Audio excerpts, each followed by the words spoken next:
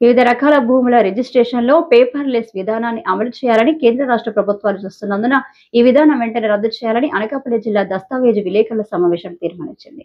అనకాపల్లి జిల్లా సబ్బవరం మండలం గోటివాడ BSN destiny function హాల్లో శనివారం ఏర్పాటు చేసిన అనకాపల్లి జిల్లా దస్తావేజు విలేకరుల సమావేశం మొత్తం 10 డిమాండ్లను ప్రభుత్వాల ముందు వచ్చింది. ఈ సందర్భంగా ప్రస్తుత అనకాపల్లి జిల్లా దస్తావేజు విలేకరుల సంఘం అధ్యక్షులు జి చిదంబరం మాట్లాడుతూ, రిజిస్ట్రేషన్ల ప్రక్రియలో పేపర్లెస్ విధానం ప్రవేశపెట్టడం వల్ల ఇప్పటి వరకు దస్తావేజులు రాసుకుంటూ అదే వృత్తిపై ఆధారపడిన ఉమ్మడి తెలుగు రాష్ట్రాల్లో సుమారు 1.50 లక్షల మంది విద్యావంతులైన నిరుద్యోగులు బతుకులు బజారున పడుతున్నాయన్నారు.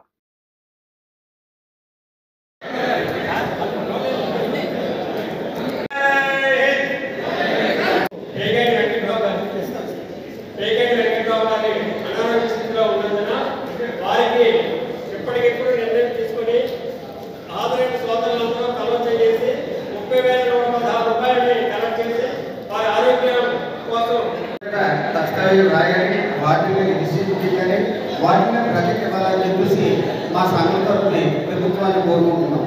రిజిస్ట్రేషన్ బిల్ 2020 ముసాయిదాలో ఉన్న ప్రకారంగా అన్ని రాష్ట్రాలు చేసినప్పటికీ మన ఇక్కడ పద్ధతులు మన రాష్ట్ర సాంప్రదాయాన్ని గౌరవించాల్సిన అవసరం కూడా ఉంది. కాబట్టి మన ప్రభుత్వం వారు కేంద్ర ప్రభుత్వంతో మాట్లాడుకొని ఈ విధానాలన్నింటినీ కూడా మేము చెప్పే విధంగా అమలు జరపాలని చెప్పేసి మా సంఘం తరఫున ప్రభుత్వాన్ని కోరుకుంటున్నాం.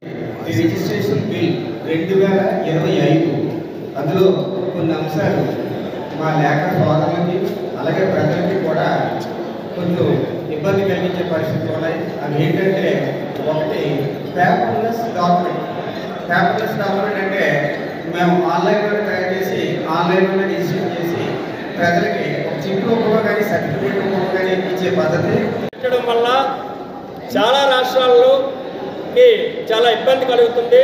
ఎందుకంటే భారతదేశం అనేటువంటిది మొత్తం అక్షరాస్యతో పూర్తయి లేదు. ఒక కేరళ తప్పించి మిగతా రాష్ట్రాలన్నీ సంపూర్ణంగా లేదు.